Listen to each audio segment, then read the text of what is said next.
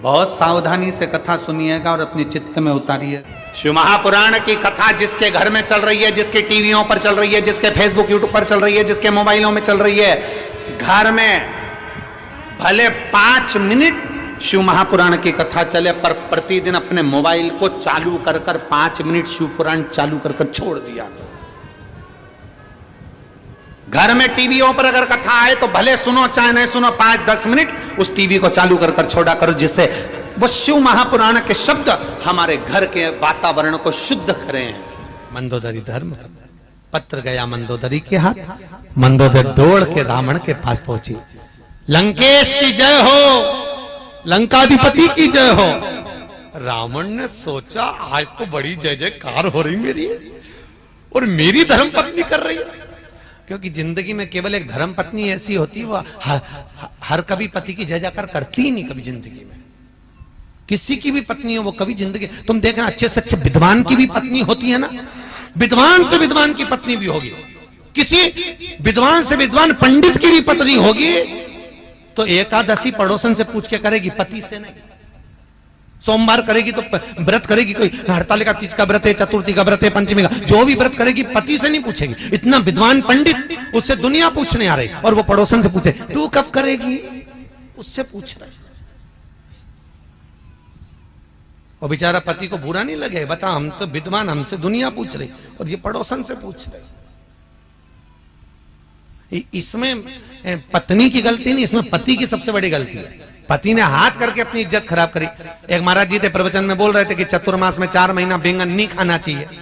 पत्नी भी बैठी थी, सुन लिया उसने, घर गई, सारा बैंगन उठा के नल्ले में पटक दिया, नाली के अंदर। पति आया शाम को, ला भोजन ला, उन्हें भोजन दी, मूंग की दाल ने रोटी। क्यों रही बैंगन कहां गया, कल तो लाया था मैं 80 रुपए का बैंगन की सब्जी बनाने के लिए। पत्नी बोली तुम ही तो बोले थे प्रवचन में, कथा में, कि 4 महीना चतुर्मास में बैंगन नहीं खाना चाहिए। मैं उठा के सब फेंके घोड़ा पे। पति सिर पे हाथ रख के बोला, अरे ओ भाग्यवान, चौकी की कथा चूल्हे में क्यों लाई। अब खुद ही काम बिगाड़ते, खुद ही बता क्यों। मंदोदरी ने कहा, स्वामी आपने कभी ब्राह्मण कर्म नहीं करा। रावण कहता ब्राह्मण कर्म क्या होता है, मैं जनेऊ पहनता हूं, त्रिपुंड लगाता हूं, शिव का पूजन करता हूं, ये ब्राह्मण कर्म ही तो है। मंदोदरी कहती है इसको ब्राह्मण कर्म नहीं कहते। ब्राह्मण कर्म वो होता है जो जजमान के यहां जाए, भोजन करके दक्षिणा लेकर आ। रावण कहता मेरे जैसे दशानंद को कौन भोजन कराएगा। मंदोदरी के फालतू की बात छोड़ो, ऐसे बहुत सारे पड़े जो तुम्हें भोजन कराने को तैयार, तुम जाओगे। रावण कहने लगा अगर कोई अच्छा विद्वान मेरे को जिमाना चाहता चले जाऊंगा। जाओगे पक्का बोलो, जाऊंगा, जाओ। राजा दशरथ ने बुलाया। रावण मंदोदरी के कहने पे सोने का मुकुट नीचे रख दिया। रावण विद्वान था, उसको मालूम था राम के दरवाजे पर जा रहा हूं, अहंकार का मुकुट पहन के जाऊंगा तो राम नहीं मिलेगा। मुकुट नीचे चला, दरवाजे पर पहुंचा। दशरथ जी को मालूम पड़ा ब्राह्मण आया है भोजन करने। दशरथ जी आए, रावण के चरण पखारे। राम जी ऊपर से खड़े खड़े देख रहे थे। राम जी ने देख लिया आज मेरे पिताजी रावण के चरण पखार रहे हैं, तो ये रावण मेरे घर में भोजन करने आया है। आज मेरे पिता ने चरण पखारे हैं, तो एक ना एक दिन मैं भी पखारूंगा। ये देखो पिता के संस्कार। आज इसने कहते ना, गायत्री परिवार वाले नहीं कहते हम सुधरेंगे, बोलो जम के, युग हम बदलेंगे, युग बदलेगा। कब बदलोगे भाई, तारीख भी तो निश्चित करें।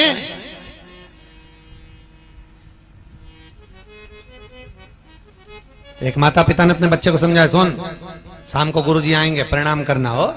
हाँ, शाम को गुरुजी आए, चल प्रणाम करके नहीं करना। पिताजी ने 2 धर के दिया, गुरुजी प्रणाम कर, नहीं करना।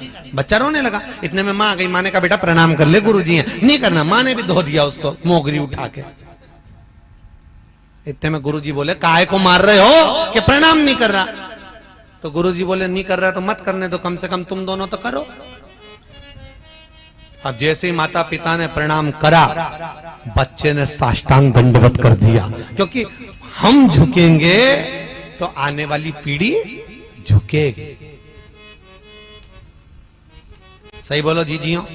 पहले जो गांव में घर होते थे या शहर में घर होते थे, उसका जो दरवाजा होता था चौखट, वो बहुत छोटी होती थी।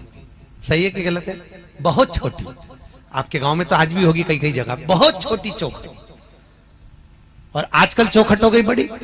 पहले छोटी चौखट इसलिए होती थी कि कितने भी बड़े परिवार की लड़की हमारे यहां शादी करके आ जाए, कितनी भी बड़े परिवार की बहू हमारे घर में आ जाए, झुक के चलना सीख जाए। नहीं झुकेगी तो 2-4 बार माथा भड़केगी चौखट पे, झुकेगी। आजकल चौखट हो गई ऊंची, तो बहुए भी बोल तो रही डुकरिया बोल, वो काय को झुके, वो काय को झुकेगी। इसलिए निवेदन है, बहुओं को झुकाना है तो चौखट थोड़ी छोटी कर दो। अगर छोटी नहीं हो तो घर से एक पटिया खरीद ला, ठोक दो। बात थोड़ा झुकना सीखिए।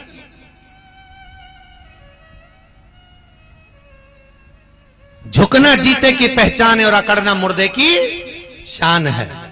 जो झुक रहा है वो जिंदा है, जो अकड़ रहा है कोई धन में, कोई सत्ता में, कोई लो काम में, कोई वासना में, वो सब मर चुके हैं, मुर्दे हैं।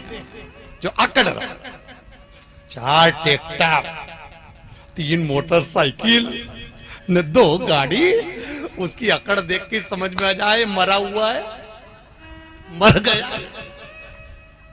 ये जिंदा ही, जिंदा होता तो इतना क्यों अकड़ता? अरे बोलो तो नरम। जो धन पाकर भी नम्र रहे तो वो एक ही बात कहता है, सब उसी ने दिया है, हमारा है क्या? क्या लेकर आए थे? ऊपर से आए थे जब। अरे बोलो तो कुछ लाए थे? फ्रिज लाए थे, कूलर, वॉशिंग मशीन, जमीन। तुम्हें तो मालूम भी नहीं था कि कहां पैदा हो गए।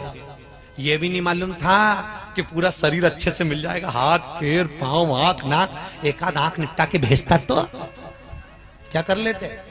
अरे बोलो तो वापिस के झगड़ा करने जाते हैं कि लड़ाई करने जाते हैं? पूरा डिपार्टमेंट अच्छा दिया उसने। तुम्हें यह भी नहीं मालूम था कि अच्छे घर में पैदा हो जाओगे, पान तलई में आ जाओगे, अच्छी जमीन जायदाद घर परिवार सब अच्छा मिल जाएगा, अच्छे कुल में पैदा हो जाओगे। यह भी नहीं मालूम था किसी भिखारी के घर में पैदा हो जाते और घंटा घर के पास में कटोरा लेके बैठे रहते तो? बोलो तो सही, उसकी कृपा कितनी है, सोचो।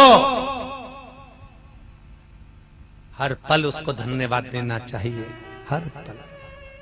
ये जायदाद दी है, ये औलाद दी है, मुसीबत में हर वक्त इमदाद दी है। तेरा ही दिया मैंने खाया पिया है, तेरा शुक्रिया है, तेरा शुक्रिया है। मुझे भोले बाबा ने बहुत दे दिया है, तेरा शुक्रिया है, तेरा।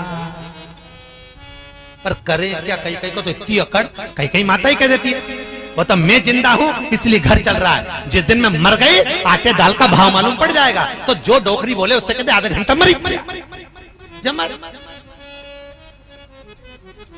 मर जाए आधा घंटा। क्या हो तुम्हारे कहने से? जबरदस्ती दिन भर पीछा पकड़ के बैठी तो बहू ये मत फेंक, बहू वो मत फेंक, इतनी रोटी बना ली, इतनी सब्जी बना ली, इतना फेंक दिया, इतना फेंक दिया। अच्छा ईमानदारी से बोलो, जिंदा हो तो तुम्हें दिख रहा है कि इतनी सब्जी बना ली, इतनी फेंक दी, इतनी फेंक दी। मर जाओगे तो क्या ऊपर से झगड़ने नीचे आओगे? तो क्या करना? शिव महापुराण की कथा कहती है, क्या किसको रोइए, चादर तान के सोइए। आग लगे बस्ती में अपन रहो मस्त। क्या करना अपन? संत नामदेव, संत नामदेव जी के घर में लग गई आग। लोगों ने कहा नामदेव जी तुम्हारे घर में आग लग गई।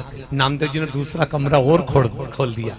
नामदेव जी ने दूसरा कमरा खोला, अग्नि देवता से कहा जाओ अंदर और आओ, इसमें भी आग लगा, जला।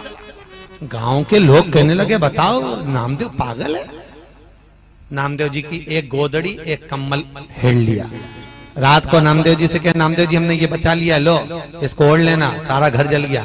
नामदेव जी बोले काहे को बचाया? नामदेव जी ने कम्बल गोदड़ी ली, वो भी पटक, लो प्रभु ओढ़ ले लो, वो भी आग में पटक दिया। पूरे घर में आग लगी, सब खाक हो गया। नामदेव जी आम के पेड़ के नीचे सो रहा है। गांव के सरपंच ने कहा एक कम्बल मत देना गांव के लोग, ये मूर्ख को, पागल को, हमें पागल समझता है, हमने बचाया तो और आग में पटक दिया। और क्या भगवान विष्णु है, भगवान विष्णु है, आग में भगवान विष्णु दिख दिया इसको। बता, एक कम्बल मत देना गांव के लोग। कोई ने नहीं दिया। रात को नामदेव जी सो रहे थे आम के पेड़ के नीचे, ऐसी ठंड पड़े कड़ाके की। भगवान विष्णु को लगा नामदेव मेरा भगत अग्नि में मुझको देखा है, बेचारा मर जाएगा ठंड में।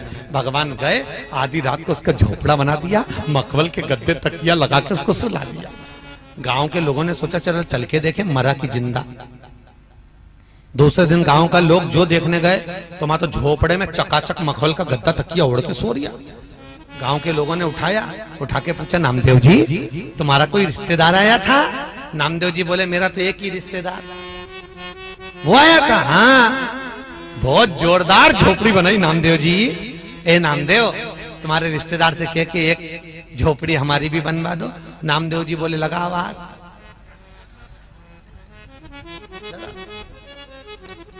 तुम अपना अपना घर में आग लगा, वो झोपड़ा बना। पैदा उसने किया। महाराज मंदोदरी ने भेज दिया। दशरथ जी चरण पखारे, राम जी ने देख लिया। राम जी ने देखा पिताजी चरण पखारा, मैं भी पखारूंगा। और आया था जब रामेश्वर धाम की स्थापना हुई, कोई विद्वान पंडित नहीं मिला। हनुमान से कहा कोई विद्वान पंडित लाओ। विभीषण से पूछा तुम्हारी नगरी में कोई विद्वान है? विभीषण ने कहा मेरे भाई से बड़ा विद्वान कोई नहीं। हनुमान जी मंदोदरी के कहने पर रावण को रामेश्वर धाम की स्थापना कराने लाए थे। रावण को, और रावण ने रामेश्वर धाम की स्थापना कराई। राम जी ने रावण के चरण पखारे तो रावण ने आशीर्वाद दिया विजय भव। जैसे ही बोले विजय भव तो हनुमान जी ने कोनी मार के बोला क्यों रे हार गया? रावण बोला हारा वारा नहीं उरे, तो तूने तो बोला विजय भव राम जी को। तो के ये तो गुरु की गादी है, यहाँ कोई भी होता तो यही आशीर्वाद देता। युद्ध के मैदान में तो लड़ूंगा, भले ही के हाथ से मरूंगा, लड़ूंगा जरूर। अंदर प्रवेश, भोजन करा रावण ने। दशरथ जी ने पूछा बोलो दक्षिणा क्या दी जाए? रावण ने कहा दक्षिणा तुमसे काय करूं? जिसके कारण भोजन करने आया, जिसने भोजन बनाकर खिलाया, दक्षिणा वो देगी। सीता को बुला। सीता को बुलाया, जानकी जी सामने खड़ी। रावण सीता को देख रहा, सीता रावण को देख रहे। सीता जी ने पहचाना कि रावण को ये वही लंका का राजा रावण है जिसने धनुष यज्ञ के समय पर उपद्रव मचाया था, आज मेरे यहाँ भोजन करने आया है। सीता जी ने पूछा बोलो ब्राह्मण देवता दक्षिणा क्या दूं? रावण बोलता है सीता जो दक्षिणा मैं मांगूंगा दे दोगे? हाँ मांगो। उधर मंदोदरी हाथ जोड़ के बैठी सरस्वती मैया आज कुछ ऐसा चमत्कार कर दे, ऐसा चमत्कार कर दे कि मेरा पति का दूसरा जन्म नहीं हो, मोक्ष हो जाए। क्योंकि मैंने राम के दरवाजे पर भेजा है उसको, राम के दरवाजे पर कुछ कृपा कर दे। और रावण, सीता जी पूछ रही है दक्षिणा में क्या चाहिए? अब रावण के यहां कुछ कमी तो थी नहीं, कोई कमी नहीं थी। बस सरस्वती ने चाल चली, सीता जो मांगूंगा दे दोगी? सीता जी ने कहा मांगो क्या चाहिए? रावण मांग रहे थे नुक्ति, मुंह से निकल गई मुक्ति। दक्षिणा में सीता, दक्षिणा में मुझे मेरी मुक्ति चाहिए। सीता जी कहती हैं दूंगी पर मैं नहीं दे सकती। सीता जी को मालूम था मुक्ति देने वाली मैं नहीं, मुक्ति देने वाला तो राम है।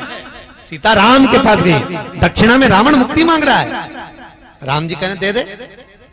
सीता जी कहती हैं अगर रावण को दक्षिणा में मुक्ति देना है तो पहले लंका में भक्ति को भेजना पड़ेगा। लंका में भक्ति जाएगी तब रावण को मुक्ति मिल पाएगी। राम जी कहते हैं लंका में भक्ति भेज दूंगा। सीता जी कहती हैं तुम्हारी इस धर्म पत्नी का एक नाम भक्ति है, जब तक सीता लंका नहीं जाएगी तब तक रावण को मुक्ति नहीं मिल पाएगी। राम जी कहते हैं सीता मेरे शंकर के भगत को मुक्त करने के लिए तुझे लंका भेज दूंगा। और सीता लंका में गई, ऐसी भक्ति हृदय में बैठी रावण के, ऐसी भक्ति बैठी कि रावण मुक्त हो गया। मुक्त मुक्त।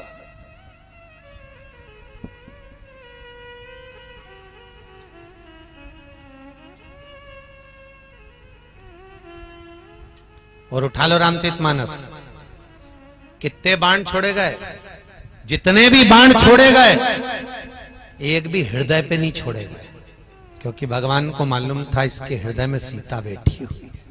भक्ति, भक्ति के बल पर ही तो मुक्ति मिलेगी।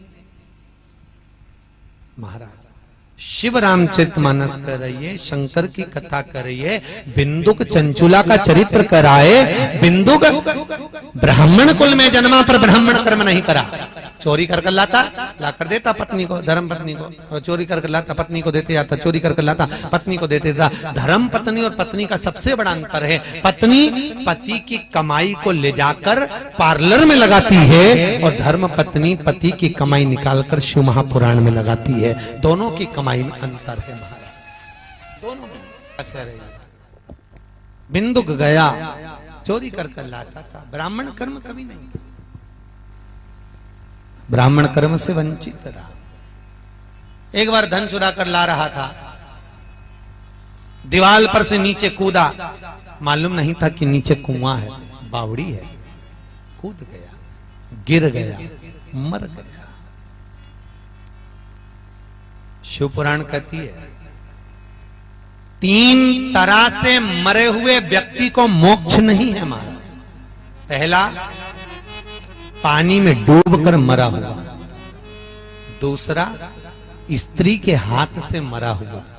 तीसरा, सर्प के डसे से मरा हुआ। फिर से बोलो, पहला कैसे?